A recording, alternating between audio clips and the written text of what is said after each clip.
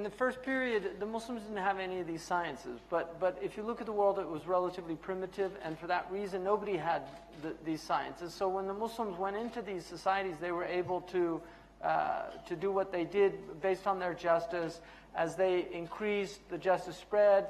They were known for their justice. They became exemplars of just societies relative to that period.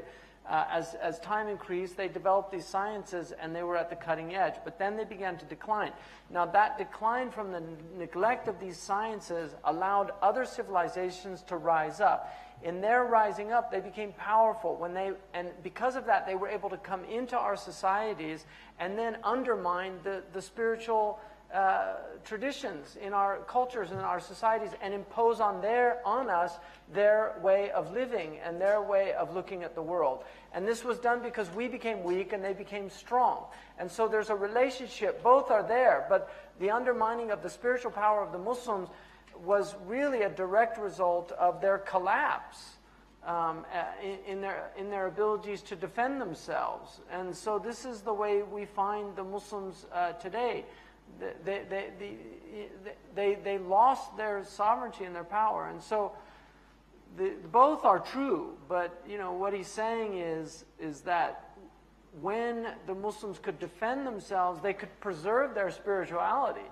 But when they lost the defense of themselves, these other cultures were able to come in and colonize them, shut down their madrasas, shut down their. I mean, if you look at what happened in Morocco. They shut down all these, the French shut down their colleges. They transformed, Al-Azhar was transformed by Freemasons. I mean, the Freemasons infiltrated Al-Azhar and transformed it. That's documented historically. Lord Cromer was in Egypt. He was the governor of Egypt. And he was very good friends with a lot of the Azharis. And the complete transformation. So, these things can't be ignored. These historical truths. But remember, he's looking at a very long projection of the Ummah. He's not looking like right now we can see the spiritual crises in the Muslim Ummah. But if you look at how we got here, what he's saying is the Muslims lost their ability to defend themselves. And in losing that ability, they got conquered by other peoples. And by conquering them, they were able to bring in all of their ways of looking at the world, their material sciences. We didn't have responses to them. And so a lot of these people, and now we have, with the internet and with television, all these things, we've got the Trojan horses in people's houses. I mean, Muslim kids now are growing up on films in which there's no family. There's just boyfriends and girlfriends. I mean, the Gulf states, it's all free. Western movies, it's just 24 hours on television. The kids are growing up with these things. So this is, it's a type of colonization of the mind. Before they colonized the bodies, but now the minds have been colonized. So you can, once you've colonized the minds, you can forego all of the hassles of physical occupation because you've occupied them mentally, and then you just go back to your home states and you've got your mental slaves to fulfill all of your anyway, long discussion. هذه قصة طويلة. الله يبارك فيك شيخ. هذا الشيخ والله الشيخ صالح ما شاء الله هو بحر من بحور العلم.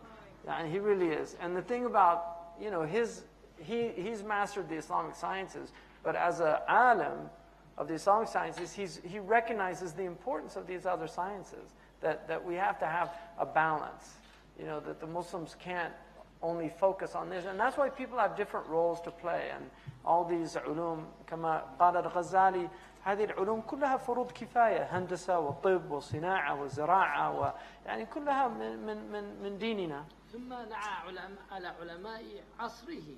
نعم.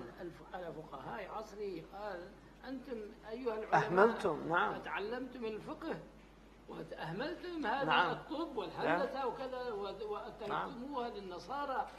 هل هذا نعم أنا درست السنة الماضية كتاب العلم من الإحياء وهو يذكر واضح جدا يعني Imam al-Ghazali is very clear in the book of knowledge where he's actually finding fault in the scholars of his time that you're just studying fiqh and all these legalisms, you're ignoring all these other important sciences. And he says that in the book of knowledge. You know, Ghazali was not this spiritualist that people think he was. He was very much embedded in the political civilization of his time. He was an advisor to kings, he was an advisor to ministers, he was very active politically, and he was aware of the importance of having a powerful state to preserve the spiritual integrity of our civilization. He was in no way a darwish. You know, he spent a short period of his time, it was only 18 months. People think it was 10 years. It was 18 months where he left his position and really disappeared in order to work on his soul. But Imam al-Ghazali was very active.